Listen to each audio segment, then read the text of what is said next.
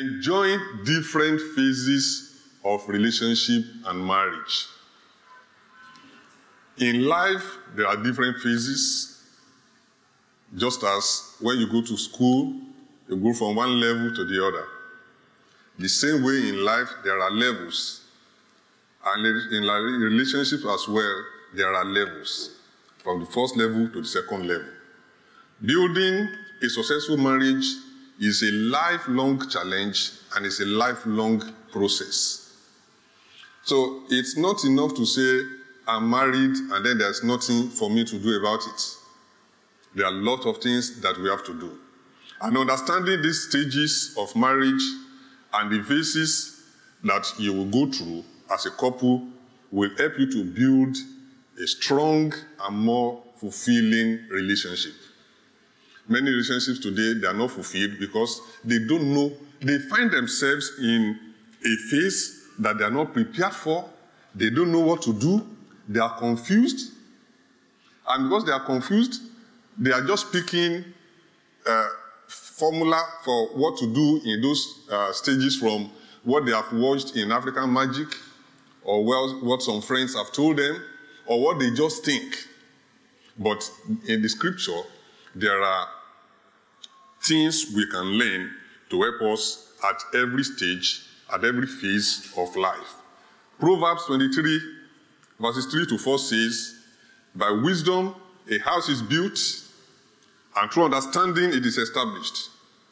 Through knowledge, its rooms are filled with rare and beautiful treasures. Proverbs 24, verses 3 to 4.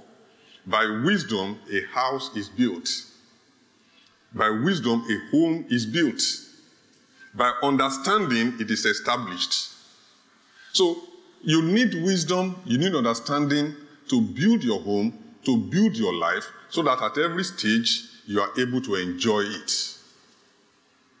Many people are just enduring their relationships today, but that is not the plan of God. The plan of God is that as you gain wisdom and understanding, you know what to do at every stage. And once you know what to do, you are at an advantage and you are able to move ahead.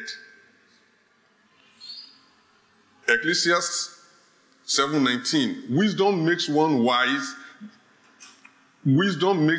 wise man more powerful than 10 rulers in a city. When you are wise, when you know what to do, see, it gives you a lot of confidence, and the Bible says that you are even more powerful than 10 rulers. So it's important that you know what to do at each of these phases of life so that it gives you the advantage, so that nothing meets you by surprise. Couples can move through the stages several times in their lives, each time with an increasing understanding of what is involved, having been there before. So, as relationship develops, as it grows, you begin to see new things, you begin to see various things. We are going to look at some of those things. You discover that sometimes you are here, sometimes you are there. But because you know what to do, because of the wisdom and understanding that you possess, it gives you that advantage and you are able to move ahead, you are able to enjoy your relationship. Failure to accomplish the tasks of one stage can inhibit movement and growth in the later stages. It's like somebody who has who has 4 carryovers in 100 level. Even by the time he finishes 500 level, he's coming back to it. So, but knowing what to do at every stage gives you an advantage. And when there are challenges in relationships, there are 3 options. There are three results you see. A lot of people, when they have crisis in their relationship, the relationship will break up. That's one option. In some cases, the relationship will break down. That's the second option. But there's a third option. That's the option where the relationship breaks through. It's able to break through. It's able to break through all those barriers, all those challenges, and then it breaks through and there is full restoration of the joy of the Lord. I pray for everyone today. If your relationship is going through any crisis, there will be a breakthrough in the name of Jesus. So, as we go into this, let me just tell you two things that you will expect. One is that we'll try to analyze each of these stages by my own calculation or by my own assessment. I have 4 stages. So we'll look at each of these stages. What are the characteristics of these stages? So that if any is coming up in your relationship, or as you grow, anyone begins to come up, you know that, okay, this is what is happening. And then we'll also look at the tools that you need to help you to develop the skills that will help you, the tools you need to develop the skills that will help you to overcome all the phases, so that you burst out to the first stage, which is the stage of fulfillment. So 2 things. We are going to look at we are going to analyze each of the stages, and then how do you overcome when there are challenges? The tools that you need to overcome when there are challenges. So let's look at stage 1, the first phase or the first stage. We talked so much about it on Wednesday. That is the romantic stage, the stage of temporary stupidity, temporary madness. You know that stage, whatever anybody talks, you don't want to hear. You don't want to hear. We have all passed through that stage. I shared with you some time ago that when we were at that stage with my wife, I remember I traveled. I came back maybe around 6 o'clock in the evening, and I had not seen her for some days, and I needed to see that angelic face again. So one of my younger brothers was staying with me. So I told him, I said, Ayo, we are going out. We are going to see somebody. I said, we are going to our place. And I tell you the truth, it was going to rain. Rain was already set. I didn't know. I didn't know. So, of course, he was younger than me. He could not resist. So he followed me. I didn't know. We got there. After maybe 10 to 15 minutes, it began to rain. So it was in the rain that we went back. And I tell you, the distance was maybe like from here to Unilag. It was then we had to find our way back. So much later, maybe like 5-6 years later after we were married, so my younger brother recalled, he said, that day, sir, you saw that it was going to rain. Didn't you see it was going to rain? And you said, we must go to see her. I said, even you too, you have your own. So the romantic stage, and I find Songs of Solomon, chapter 2, verses 2 to 6, talking so much about it. Songs of Solomon, chapter 2, from verse 2, it says, like a lily among the thistles is my darling among women. Like the finest apple in the orchard is my lover among other young men. I sit in his delightful shade and taste his delicious fruit. He escorts me to the banquet hall. It's obvious how much he loves me. Strengthen me with the raisin cakes. Refresh me with apples, for I'm weak with... Please, I'm weak with... He says, his left arm is under my head and his right arm embraces me. This is the time of effortless communication. You know, after... during that period when MTN was doing night call, I'm sure it's probably one of the reasons why they ended it. Because of several calls, several things that were coming. You call, how are you? Okay, say something now. Say something. After that, I said this one. You don't have any other thing to say. That's the time of romantic love. That's the time where there's no individual differences. You know, when during counseling sessions, premarital counseling sessions, there was this couple that we were counseling, and I just asked, I said, I asked the brother, I said, is there anything that this sister would do that you not like? I needed to repeat the question because it's as if he didn't understand it. I said, has she done in the past 3 or 4 years that you have been in courtship, has she ever done anything that you did not like? Or is there anything you think that if she does this, you will not like it? He said, there's nothing. He said, there's nothing. There's nothing. And you know, while I was asking that question, the sister was looking at his face and was smiling. And he was smiling. So I looked at the sister's face. I said, these ones, they're still at the stage of romantic love. So it's a time when there is joy, there is excitement, there is happiness. You could not even think that either party will ever do anything that will make you annoyed. That's the first stage. It's a stage where that's the right word. Because there's nothing anyone will say. You see, when people are in love at that stage, there's nothing you say. You find even when parents begin to say, no, watch this or watch that or watch it or watch that, no, you'll find an excuse why the parents are saying that. Is the first stage. And romance, as we had on Wednesday, it expires. There's expiry date. A time will come when the romance will expire, and then you need to face reality. Yes, it's good to start with romance because it's necessary. It forms the background. I want to believe that that's the way God has designed it, because you need to start with that. You need to start with that high, lofty thoughts of the home, of your marriage, of whatsoever. But then, gradually, you come to the second stage.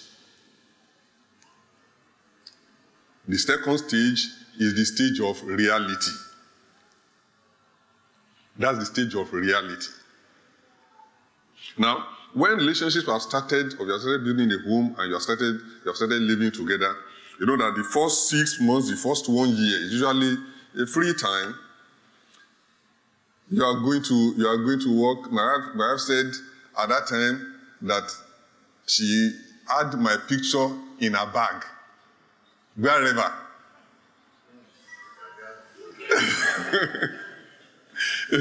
and now what? That time there is no cell phone, but now there is cell phone. I can tell you that is the time when the picture is the wallpaper. All the pictures are the wallpaper, and you sit down in the office. When you get to the office, before you start to work, you check your pictures again. You check it again, check it again. But then, gradually, the stage of reality comes, the stage where the party is over. The party is over.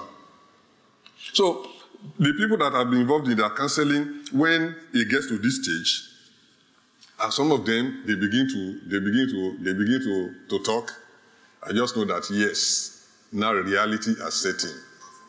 I call one of them, they are far away, somewhere in Ondo State, after maybe like 1.5 years, just to call, how are you doing? I hope you are doing fine, nothing.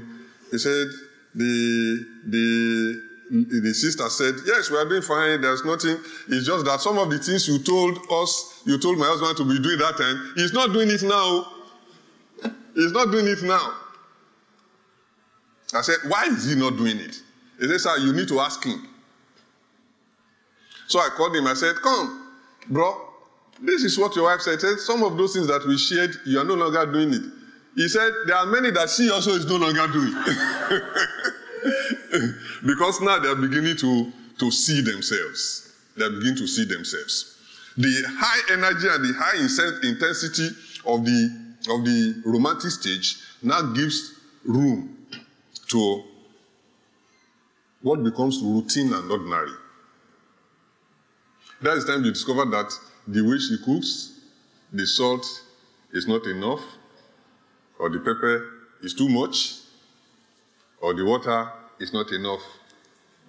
That's the time you now tell her the texture of your food, you didn't remember that before. Now the texture of the food that you like, and then she tells you that, no, this is not what I like.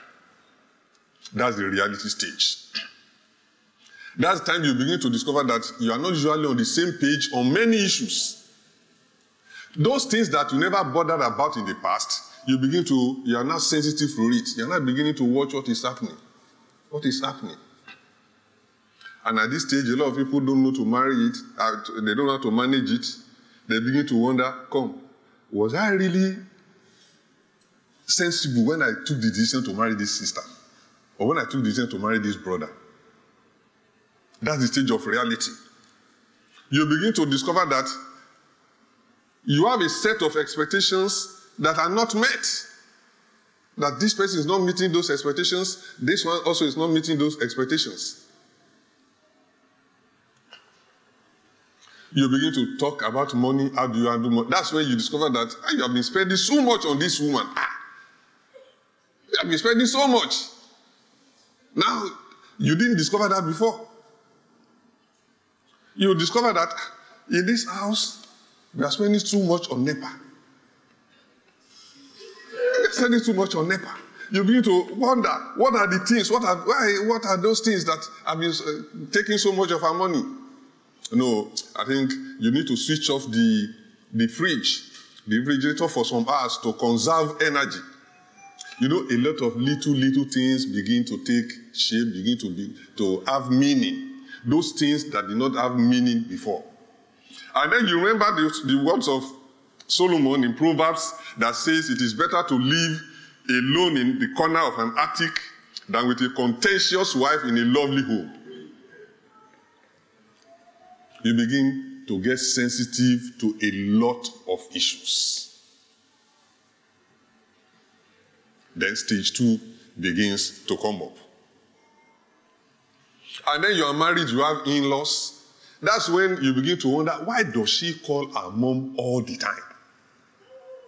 Why does she call her mom all the time? She's not really giving me attention. Anything is the mom. Or why is he always calling daddy? Why is he always doing this? Why? You know, a lot of those things begin to come up and you begin to wonder what is really happening. And then the way she will talk in the past that will not make any meaning to you, you analyze the subject, the verb, the adverb in the statement, the noun and the pronoun, and which one adds up, which ones do not add up. All the statements, everything, you begin to take note of every word.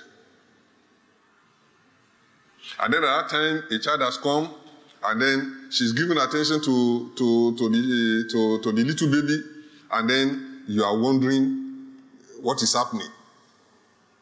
And I see a lot of couples, young couples, who really don't have the understanding that even from the time the lady is pregnant, they begin to have issues. Because the chemicals running in the body of the woman is such that sometimes she's doing one kind, and you're wondering which kind thing is this. What is this? You really don't know. So several things begin to play at this stage that, if not properly managed, it can degenerate into stage 3. Actually, at this stage, it's possible to manage it with understanding. It's possible to manage it if you learn to ask for information, to ask for counsel. What I find mostly is that for a lot of people, especially guys, especially men, when they are facing challenges, they don't ask for counsel. Many of them. They don't ask. You know, they say that there are 5 statements that is very difficult for you to hear from a man. I'm sorry. Please. I need help. You agree with me? Yes. Yeah, we never say it. But you see, it's like somebody who has never been to Lagos. He comes to Lagos, he's going to somewhere in Lekki, and he gets to Lagos, He even comes by air and drops at Murtala Mohammed Airport. What would be the sensible thing to do? Tell the taxi man, this is where I'm going, I don't know the place. But if he doesn't do that, he walks out, goes under the bridge, and enters a bus. But that's the way a lot of people live their lives. They don't know, they don't understand what's happening. Instead of asking for counsel, asking for advice, they will never do it. I know the saddest thing is that even for some, that you will notice that this person needs counsel, and you go out of your way to give counsel. The way we talk to you. But it's not helpful. So please, at this stage, if you are passing through any issue that you don't understand, ask for counsel, ask for direction so that you don't get lost. Many homes are scattered today because of a very simple thing. Very, very simple. The day I was talking with you, I shared with you a guy who, when we were together in Niger State, he got married after like 4 months. He came to me, he said, "Sir, I didn't know that this woman was possessed. That the woman is possessed." I said, if he's possessed, you two go and possess yourself now. So what is the evidence? He says that initially, when they got married, he wake up in the midnight to pray. The woman will join him. They will pray together, pray for some minutes together at night before they sleep again. But now that you will wake up the woman will just say, just flare up. Is that the sign of possession? But it's very simple. I told them, I said, now, how long have you been married? 5-6 months. And you know that she's pregnant. And you expect a pregnant woman, 6 months, to wake up by 2 a.m. to pray for 1 hour. It may not be convenient for her. I said, no, I didn't know that.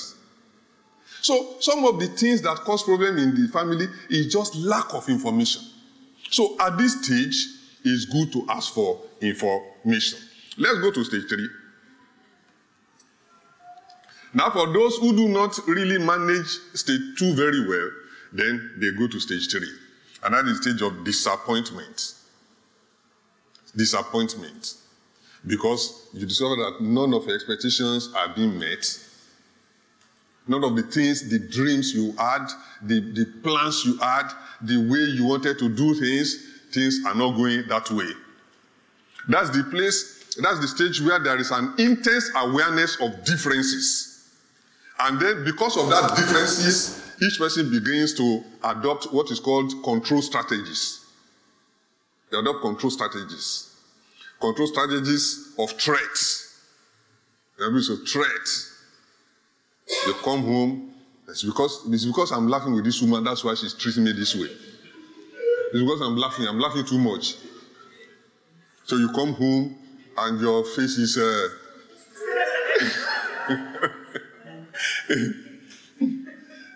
The reason is that there is a disequilibrium in the family, and if it's that the way to restore equilibrium is through threat. So it begins to threaten. And so you threaten, you do this thing, I'll send you away.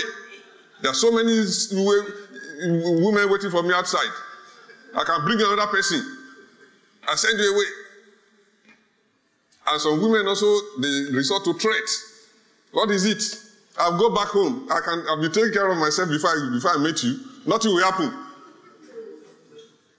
All is attempt to restore equilibrium in the family. Some even go to the level of emotional blackmail. You come home, and the woman is looking down, and she's feeling cold. No, be really cold. Just for you to ask that, what is happening? She's feeling cold. She just needs your attention. So she's feeling cold, she's doing this, and out of lack of wisdom, the man comes home. As if the woman feeling cold, is it cold? And it can happen to you. You know that they are unable to manage their differences. And it goes to the level of violence in some other cases. Because when threat has not worked, the next thing you want to do is to go to adopt violence. And then you see a man beating the wife. I wonder. The Bible says that, first of all, you are supposed to be Christians. You marry in the church. You understand that you and your wife, you are one body. You are united in Christ. And then there is a crisis in the family, and you resort to beating that woman. That one is no longer temporary madness. I think that one is permanent madness. Because what it means is that you are beating yourself. That's what it means. For somebody who has understanding, you are beating yourself. And if I have my way, for any man that beats his wife, he will come in the presence of the church, will give you good cane, and we ask you to beat yourself. Because the truth is that if you understand that as with your wife you are one body, there's no reason for you to resort to violence. There's no reason. And then you find the woman also, because of lack of understanding, the way she will talk to the man, the way she will talk. See, a man is getting angry, and you are the woman, you are telling them, if it's your father that born you, touch me.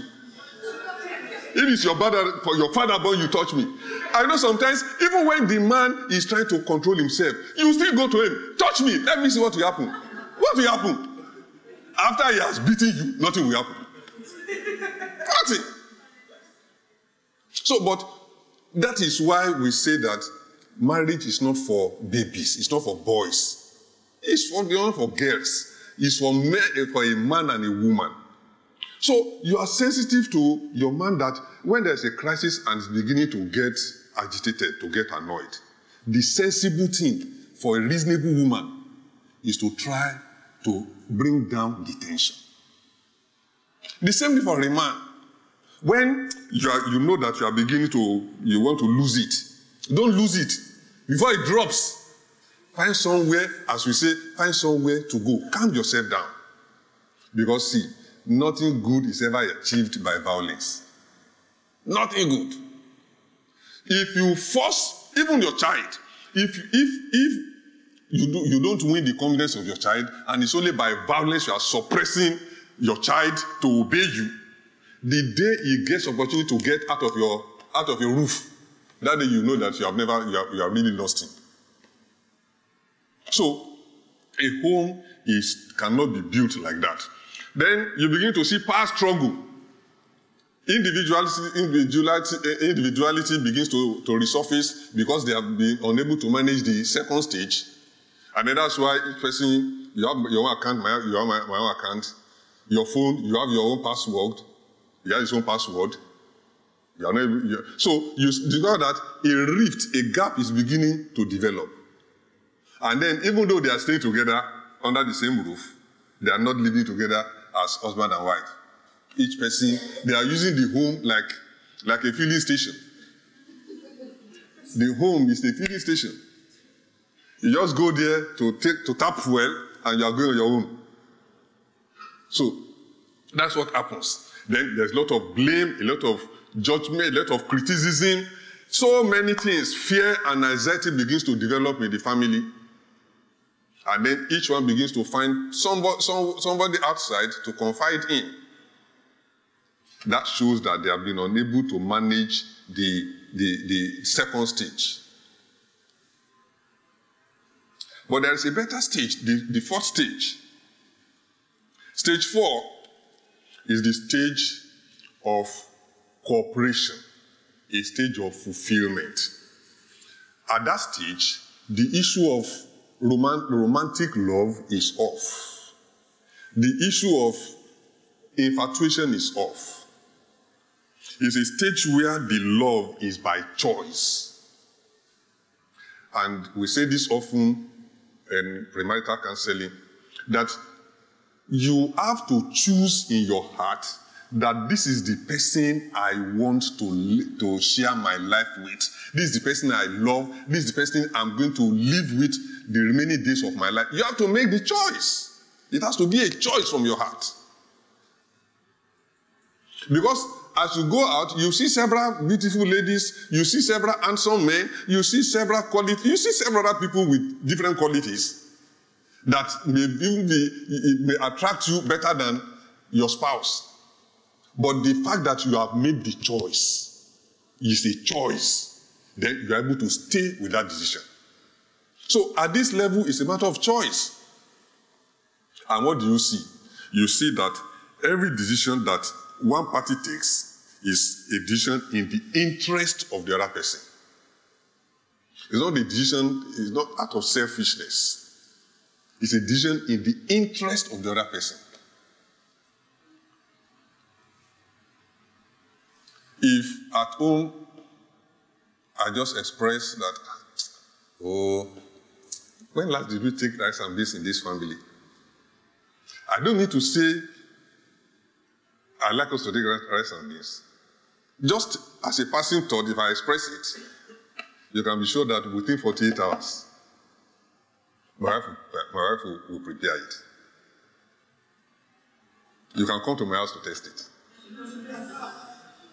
So because at this stage, you are not thinking about yourself, you are thinking about the other person.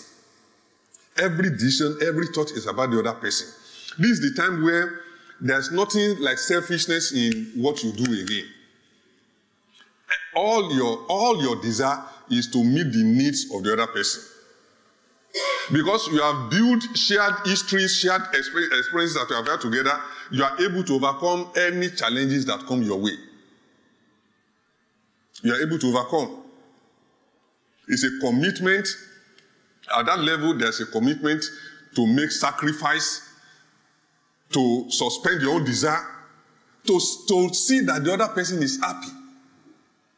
Now, in a home where, as a man, all your thought is how to make your wife happy, and all her thoughts is how to make you happy, you can see that the equation is balanced. There won't be any issue. It's a time that you learn to appreciate each other very, very well. It's not a time that you are thinking of what he did wrongly or what she did wrongly. In fact, at that time, you are so used to each other that you don't even see any wrong that the other person does. You have learned to help the other person manage his or her weaknesses, and you have helped the other person also to strengthen all the strengths. There is support. And just as you saw in that short video, you see that even though that woman was incapacitated, it did not really bother the man. It did not really bother him. I read the story of one of the presidents of a university in the US, and then that's the level of vice chancellor in this place, that the wife had some issues like that. After about 45 years of marriage, the wife had some issues, and he said, look, I need to be, he resigned. He said, because he discovered that it's only when he is by the side of the wife, he is able to sense joy from the face of the wife. So he said, I cannot abandon her. So he left his job that he just wanted to be by our side. That's sacrifice. So at that level, the joy that you have is to see the other person happy. Is to see the other person happy. So it's not a matter of this one is my account or this one is not my account, this one is my money or this one is not my money. That is that stage. It's a stage where there is compassion, where you learn to respect each other, and where you are always finding new ways to make the other person happy. New ways to make the other person happy. So how do we develop the skills that you are able to surpass the second stage? As I said, the third stage can be, you can have double promotion. That from the second stage, with these tools, with this information that you have, you can handle your family, your home in such a way that you will not degenerate to the third stage, and you can just come to the fourth stage. But these are the tools that you need. I'd like us to read 1 Peter chapter 3, verses 7 to 9. 1 Peter 3, 7 to 9. There are things. It says, husbands, in the same way, be considerate as you live with your wives, and treat them with respect as the weaker partner and as heirs with you of the gracious gift of life, so that nothing will hinder your prayers. Verse 8. Finally, all of you, be like-minded, be sympathetic, love one another, be compassionate and humble. Verse 9. Do not repay evil with evil or insult with insult. I think this is what usually happens in stage 2, where the man says something and you return it back. You say, I know, go house, go collect, go bring a response. But it says, don't pay evil with evil or insult with insult. I've not finished that verse. Verse 9. On the contrary, repay evil with blessing, because to this you were called, so that you may inherit a blessing. So when somebody insults you, not necessarily your spouse, even anybody outside, what the Bible says is that you should respond with blessing.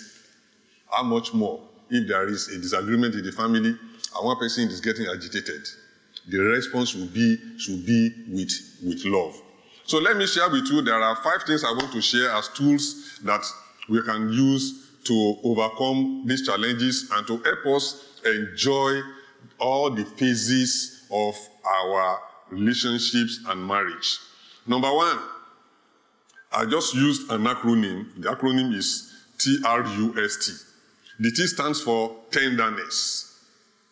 For you to enjoy your relationship, you need to be tender. We're in a society where stubbornness people talk too much about stubbornness. That means to be stubborn. When somebody gives to you, give it to him back. One-on-one. No. But in a relationship, you need to be tender. You need to be soft. Even though I think that tenderness comes with maturity, but the more mature you are, the more tender you should be. I know that for a young person, because of the adrenaline, because I try to imagine when I was, when one young lady, maybe like 15 years ago, she told me, said, she wished that she would just get a man that would be like me as a husband. She's married now, she's in Jos. That she wished she would just get a man that is me, that's like me, like a husband. I said, you won't get. I said, because you are talking of getting a man like me to marry after 15 years of marriage. What I've learned in my 15 years of marriage as at that time, you can't get a young man to know that much. And so you will get a man that is meant for you, that you will grow together. What I'm saying is that, see, as we grow, learn to be tender. As I said, nothing much is really achieved by violence or by threats. And if you have somebody like me, what I hate most in my life is to be threatened. I can't live with it. I can forgo anything because of threat. What is it? So, learn to be tender with your spouse. Be gentle with each other. You're on the same team. You're in the same race. You are inside the same boat. So if it crashes, it's not the other person alone that will crash you. Both of you will pay for it. So you need to learn to be tender. That relationship is not a relationship where there is competition for one person to destroy the other. You don't gain anything from destroying any other person. And when you are tender to each other. Now, what I'm saying, I'm not saying the man should be tender to the woman and the woman can be tough. I'm talking to both people, to the couple. While the man is tender, the woman also must learn to be tender. You get much more to do when you build understanding, where there is mutual sharing, and when you try to understand the other person. So, one of the tools that you need to succeed in the phases of your relationship is tenderness. Number 2 is respect. You know, as we read in Ephesians chapter 5, respect is reciprocal. While the woman must respect the man also must respect the woman. You don't talk to people anyhow. And in some funny cases, you still find that the way you have colleagues, subordinates in the office, you don't talk to them anyhow, but you get home and you need to address your spouse as if she's house help or something. No. And you know what a lot of people complain also is that you find women that the way they respect, they want to greet the pastor, they will need them to greet the pastor. But the husband, talk to the husband anyhow. It's not helpful. So you need to respect each other. Treat each other with appreciation. Accept responsibility for your part in the marriage. Accept the responsibility. When my brother called me and said his marriage was having issues, that he was going to divorce the woman, I said, okay. So, of course, you know, in such a case, there are a lot of issues, a lot of blame that he shared with me concerning the woman. I said, okay, what role have you played? You also must have been playing a role. So when there is crisis, it's not just to, you know, in my relationship with a lot of people, when there is a disagreement in the family, one party will heap the whole blame on the other one. This one will heap the whole blame on the other one. It's really good when they come together. The first thing I ask is that, in this crisis, what role have you played? So, when you accept responsibility concerning your family, that this home must stand, it will not break, it helps a lot. Accept your responsibility to make the marriage work. Accept the responsibility that this marriage must work. It's not just the responsibility of the woman for a marriage to work. Neither is it just the responsibility of the man. It is joint responsibility. So both of you approach it with the mindset that this home must stand. So that if there's any issues coming, you say, whatever it is, there's no back door to this marriage. There's no back door. So whatever you need to discuss, you need to treat, the idea of separation, of divorce must not come at all. Just address the issue at hand.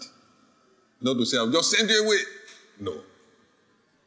So the second tool is respect and responsibility. Number 3 is understanding. Understanding. Understanding means knowing the personality of your spouse. Get to know who he is, who she is. You know, when we come into marriage, we come with a lot of baggages. You need to know which baggages each person is bringing, which background. If one party grows up in a home that is unsettled, dysfunctional, and some issues are beginning to surface, you need to try and understand that, okay, maybe because of the background, and try to make her understand so that you are able to navigate through.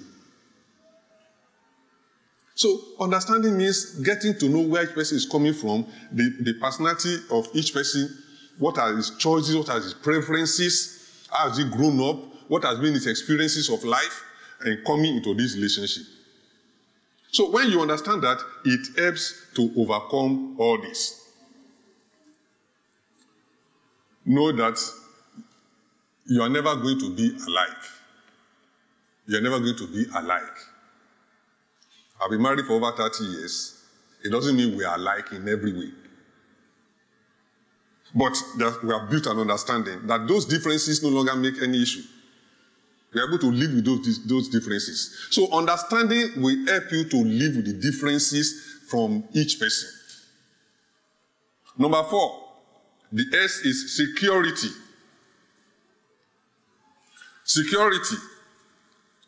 In your relationship, you need to have that, you need to build that sense of security. That you know that we are going to make it. No matter what, we are going to make it.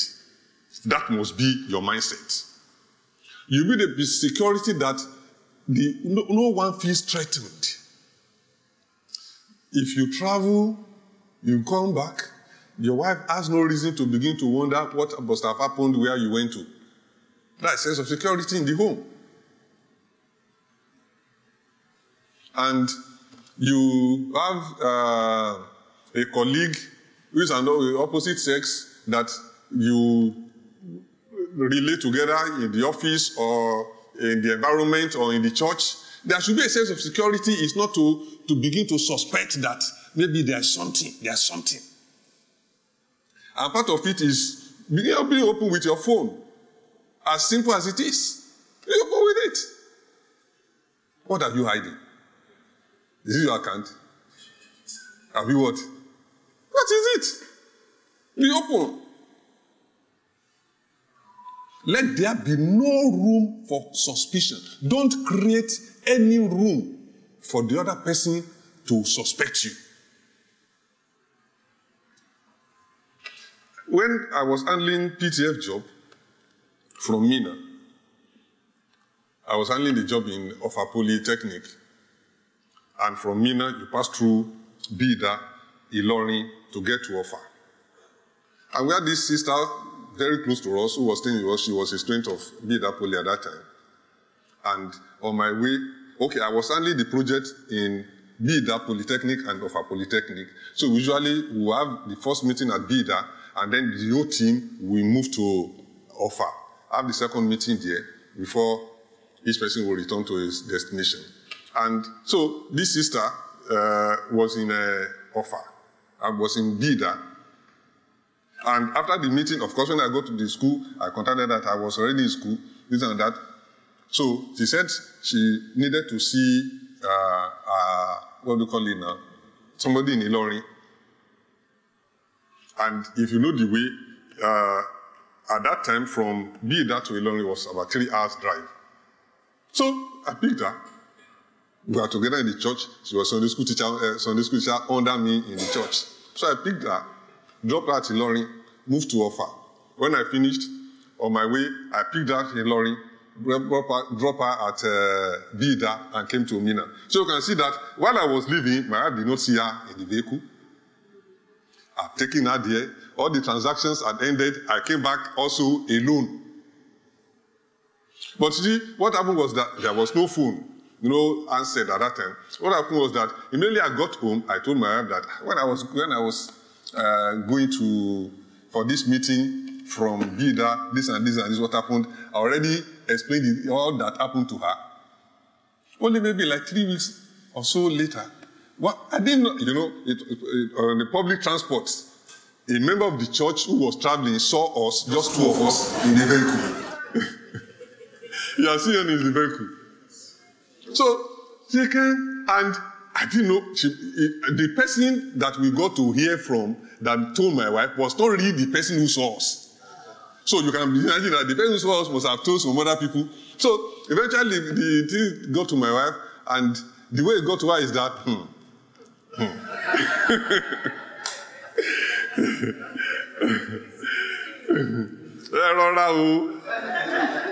that some things are happening, this and that, some things are happening. So he came to tell my wife. So after the narration, my wife said, hey, is this also a person that my husband took from this place to this place? That she even actually dropped her so to this place. Because the person only saw us in the vehicle. She didn't know where she went to. So told her the whole story, this and this and this and this, everything like this. And that was how she closed her mouth. What I'm saying is building security into your home. Security into your home. Let there be no room for suspicion. No room whatsoever. So when you are so open, your partner will trust you.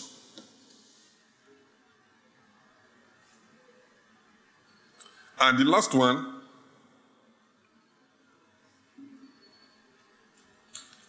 is trust, being trustful, building trust into your home. Mature love is trustful. It delights in the truth. Being open. Being open. That what you tell your spouse can hold on to it forever. There's nothing hidden. There's nothing hidden. There's nothing hidden. I see people today that before they take decision, you see, they have to, even when they have taken the decision as a family, somebody else can intervene and change that decision, and the partner will not get to know about it again. That's not the way. You need to build trust into your home. That you are able to trust each other. You can rest on the statement, whatever statement this person says, you can rest on it. As I said, it's both ways. Both of you come together. You have decided that you will live your life together. You have decided that you will walk this journey together. So you can't afford to be in these different ships or different boats. So you need to build that trust. Speaking the truth in love. You are honest, you are able to say what you feel. You don't need to over-edit your statement. You think, you analyze it. And once you say it, your partner should trust you. When you build this into as foundation, this will help you to live a very peaceful and quiet and enjoy your relationship and quiet life. See anyone who has been married for 50, 55, 60. I mean, I've seen a picture of a couple who are celebrating their 100-year wedding anniversary. But you need to see them. In this environment, it takes special grace of God. The man was 119, the woman was 118. You are celebrating 100 years. But see, if you see a couple that have been together, I saw a picture recently of a couple, a Nigerian couple celebrating their 60th anniversary. You need to see them, the way they held on to each other. You will get there in the name of Jesus. See, that is the level where you begin, the satisfaction, the joy that you have at that time. You can't quantify it. You can't. Yes, it's a period of empty nest. All the children will have gone. If you want to know how it feels, come and ask me. We will come to church on Sunday. I'll see them on Sunday. By Monday evening, I'm already missing them. And I have to call. Thank God there is telephone. Thank God, though. Thank God I didn't live at that generation where there was no way to get in touch. But that is because of the way we have built ourselves up. So, when they are on their own, yes, let them be on their own. We too are on our own. You get home. You know that time, you talk, you laugh, you gist, you do this. There's so much that you can do together. When you stay together, you live together, you share your life together. That's the stage that God really wants us to be. So that from the beginning, what you are building, at that age, you are able to enjoy it. You see the fruits of your labor, and there is joy and satisfaction in your heart. I pray for you that you will get there in the name of Jesus. This is the stage of fulfillment, a stage of satisfaction. Your heart is at rest. Please, I want to beg you. The Lord will keep your home. The Lord will keep your family. You will live to 60, 70 years wedding anniversary in the name of Jesus. There is joy in that. So as I conclude, I want to say that building your family, your home together like that is a matter of choice. And you have to make the choice now. Don't leave it to circumstances. So, from the romantic stage, as you are getting to it, know that the time is coming when that romance will disappear, and then you face reality. But whatever comes, we are going to wait through it together. Make that decision. Make that decision. If you choose to love each other unselfishly and unconditionally, you will have a relationship that will last a lifetime. Unconditionally, unselfishly. It's not that I love you if there's a condition. I love you when there's a condition. But I love you whether there is if or whether there is no if. So, we're able to build that life together. Many people today, they don't have a long relationship that lasts for a lifetime because they have never chosen to love each other. So when it comes to the time to make a choice, for those who have not made the choice, you have to decide that this one, there's that song, is it, whether na taxi driver, na my choice, whether na something, other people will know it, they will know that song. Whatever, make it a choice. Choose. This is what I'm going to do. It doesn't matter what is going to happen. I've made up my mind. When you make up your mind to build a home like that, you will see that all these tools will help you.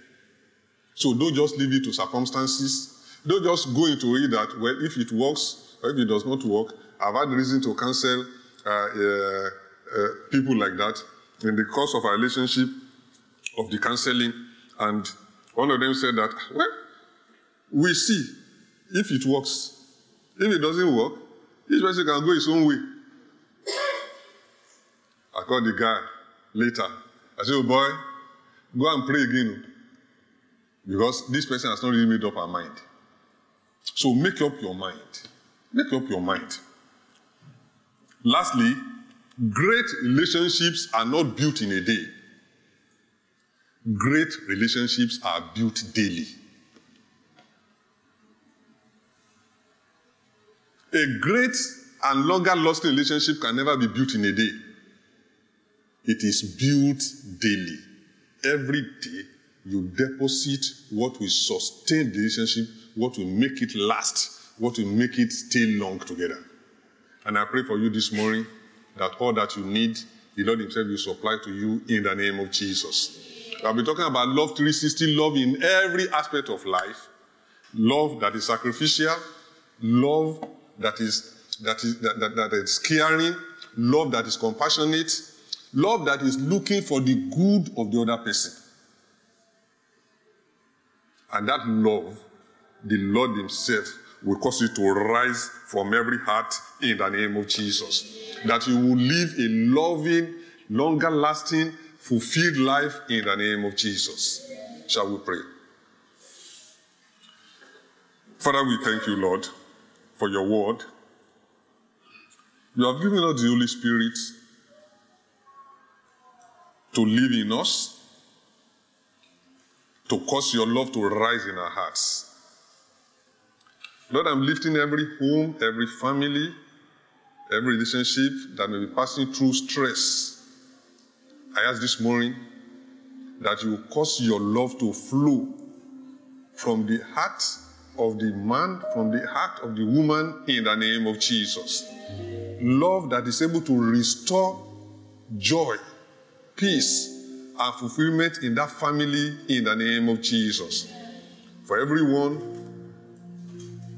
who has not started building a home, I ask, Lord, that you grant them wisdom, you grant them understanding, that in making the choice, they will make the right decision in the name of Jesus. And for many of us that you have helped us to go this far, Father, we shall continue to live in your love in the name of Jesus. We shall continue to swim in your love in the name of Jesus. Everything about you is love. You will cause this love to radiate in our lives in the name of Jesus. Thank you, Lord, for this morning. In Jesus' name we pray.